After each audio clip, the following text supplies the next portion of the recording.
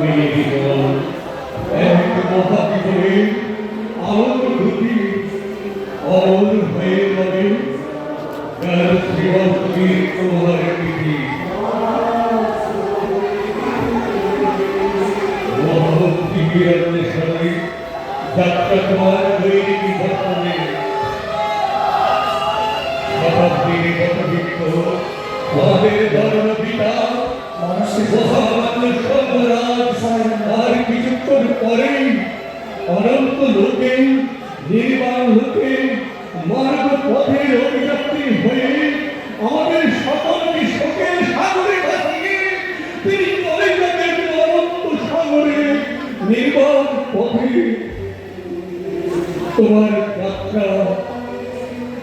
সুন্দর হোক নির্বাণ পথে তোমার যাত্রা হোক তোমার মতো শতাব্দীর শুদ্ধ জ্ঞান বৃক্ষ বাংলার প্রতিটি ঘরে ঘরে জন্মগ্রহণ করুন ফিরে আসুক জ্ঞান শ্রীমস্তবীরের জ্ঞান আলোয় ঘরে ঘরে আমাদের জ্ঞান শ্রীমস্তবীরের পুনঃস্নাত আলোয় উদ্ভাসিত হোক সমাজ পরিমণ্ডল এই কামনা প্রার্থনা করছি। মহামান্য সংগ্রাম গত 13ই নভেম্বর বিকেল 4টায়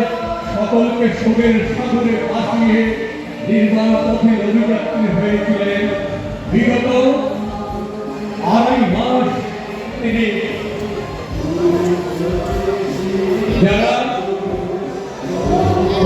ভাতের